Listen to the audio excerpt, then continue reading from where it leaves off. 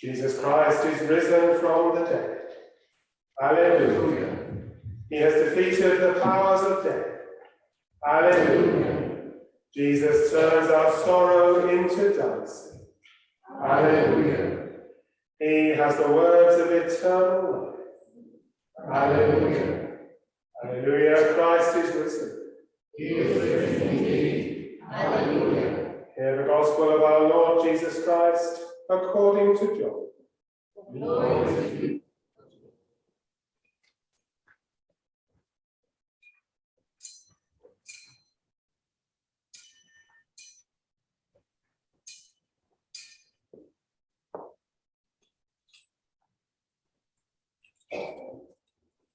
There was a festival of the Jews, and Jesus went up to Jerusalem.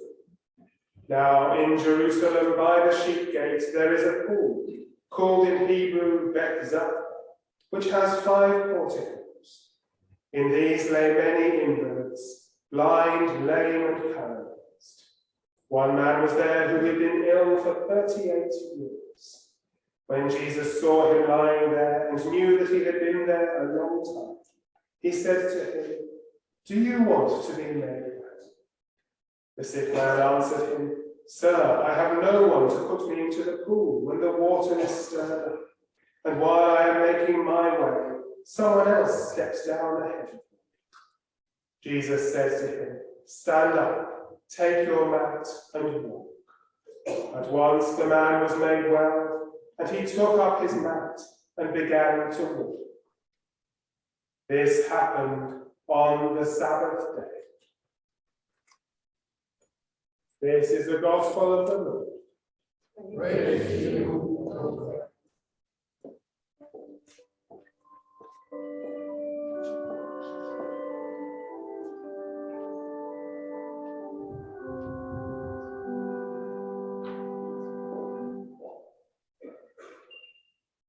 I speak in the name of the living God, Father, Son, and Holy Spirit.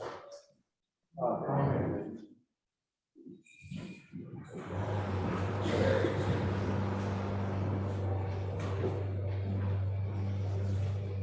When I was in one of our schools this week, I was sharing with them in their assembly the story of the Ascension. It's always good fun to share stories with children, and particularly to ask them to engage with the story and to try and work out what's coming next, to encourage them to put their hands up and have something to say. This week was no different. As I told the story, the children had a whale of a time trying to guess what was going to happen next in this story. I love assemblies like this, trying to encourage the youngest child who has their hand up when they've so clearly got it wrong. But I can't quite bring myself to say that. Or realizing how badly I've misjudged the moment, when the first child to put their hand up gets the answer right, and all my fun walking around the room listening to the wrong answers has been taken away from me. Well, this week in one of our schools, this is exactly what happened. And it happened again and again and again. Straight away, a child in the room knew about the Ascension.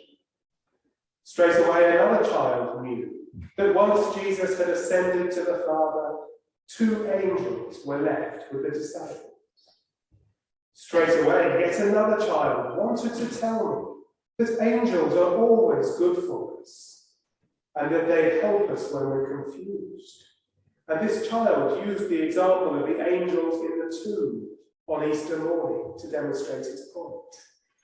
What a wonderful understanding from primary school children. In the end, I suggested that I should go and sit down among the children and let one of them come up and teach me, because they knew the stories so well. Well, today isn't about the Ascension. Ascension Day is on Thursday, and we will celebrate then, share in the good news of the Ascension, and take ourselves another step into the Easter story, really only leaving Pentecost to go, until we come to the end of this season and head into 6 months of ordinary time. And so although I've started with a story of being in an assembly with children, that's what I want to talk about this morning, not about the ascension. Let's leave that until Thursday. But what I do want to think about this morning is this notion of knowing what comes next. The children in school this week knew what was coming. They shared with me in the story, and they brought so much to the story because of what they knew. In today's gospel reading, we have a picture of knowledge, understanding, and hope. And yet at the same time, a story of such pain. There is a place, a pool in Jerusalem, by the sheep gates called Bethzatha. I did right the first time around, didn't I? This is the second time, it was never going to go so well. Called Bethzatha. It's not often that St. John, in writing his Gospel, gives us this level of precision, this level of detail in telling the story. Every detail is made clear. It is a pool, it is in Jerusalem, it's by the sheep gate, and there is its name. Every bit of detail is covered. The historians over recent years have done a lot of work researching exactly where this could be. And because there is so much detail, this becomes fact, not faith or supposition. This place existed. And any good tour guide in Jerusalem today, I'm assured by the book I was reading yesterday, can still take you to this place and show you exactly where it was. So St. John is painting a picture which can't be argued. The pool was fed by a natural spring, which may well have had healing properties. And so around this pool gathered all those who needed healing. After such a detailed description of the place, everything that St. John goes on to tell us follows so naturally. A man was there by the side of the pool who had been ill for 38 years. That's nearly my whole lifetime. Not quite my whole lifetime, I'm sorry to say, but nearly. But again, a very specific detail. Not for about 40 years, but specifically for 38 years this man has been ill. John, and presumably Jesus in John's hearing, has taken the time to find out about this man, to know him, to know his needs and his weaknesses, and to share everything about him. We're not told that he was sat in that very place for 38 years. That would be a very sad and depressing picture. But we know that he has been ill for that length of time. And now he's made it to the place of hope. The healing pool in Jerusalem, the place where something might get better for him. And so Jesus' question to him at the side of the pool is really important. Do you want to be made well? In many ways, what an odd question. He's made it from wherever he's travelled from, to the side of this pool, and he's ready. He's made the effort to be here. And Jesus asks him whether he wants to be made well. And doesn't the answer really hurt? He doesn't say yes. He doesn't say no. Perhaps he doesn't realise who he's talking to. Perhaps he could have no idea what's about to happen to him. Somebody has just asked him whether he wants to be made well. And so he tells the truth. Whether I want to be made well or not is of no consequence. It really doesn't matter. The truth is, I can't get down to the pool quickly enough. When the time is right, I do my best. But there's always someone who gets there quicker than I do. Someone who goes away healed and happy while I continue to sit here. And so what happened next must have been truly astonishing for this man. He probably didn't expect anything to happen as a result of his little whinge. The time was just right for him to speak. I was going to say, has this ever happened to you? But I'm absolutely sure it will have done. How often has this happened to you? How often have you found yourself in the place where you just need to say what's on your mind? You probably don't expect a response or anything to change because of what you said, but you just need to get it off your chest. It's a bit like the assembly in a primary school. The question is asked, and there's something you long to say as a child in the room. It might not be the most sensible thing. It might not be the most appropriate thing. But it is the thing that matters to you then and there, in that moment. And so you're going to make absolutely sure that you say it. And once it's said, what is there to do next? It won't change anything, but it's been said. And perhaps you do feel better for saying it. And so for the man sitting at the pool, what happened next must have been truly astonishing. He's just made it quite clear. He could have said it differently. He could have been rude or fed up or abusive. What do you think I'm sitting here for? Of course I want to be made well. Only those other selfish so-and-sos keep pushing me out of the way because they can get there quicker than I. What chance do I have? Fancy asking me a question like that. But this isn't what he said. Instead, he states his case, calmly, politely, and perhaps, hopefully, that Jesus might just help him to get to the water.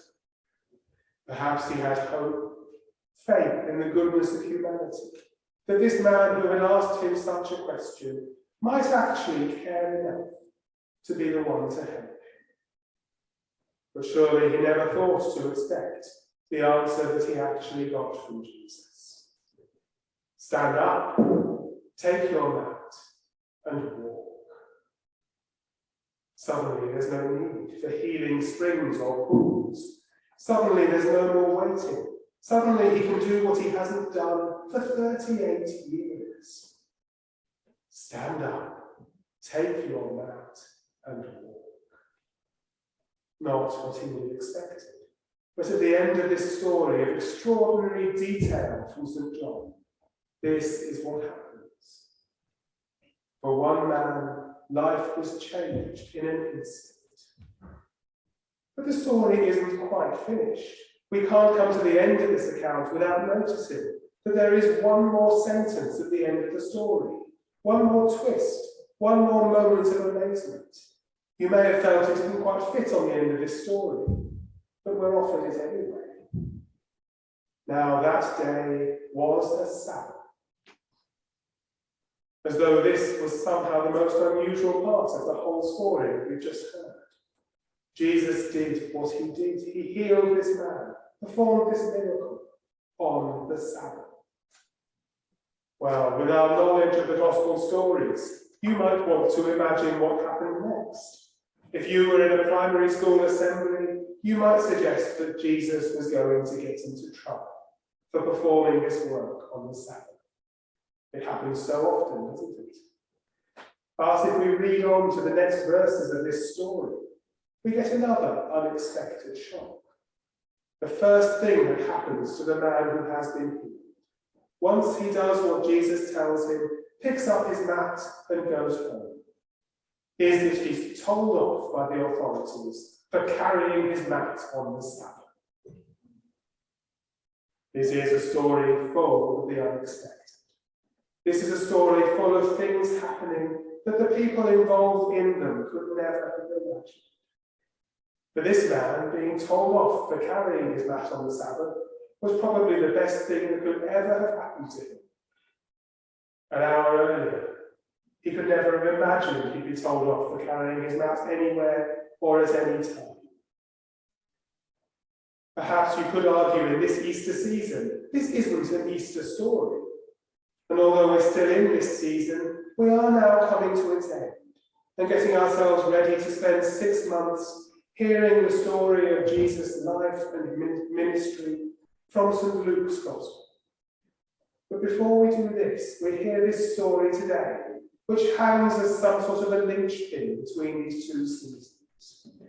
Perhaps the story looks forward to all that will be, the stories of Jesus' life.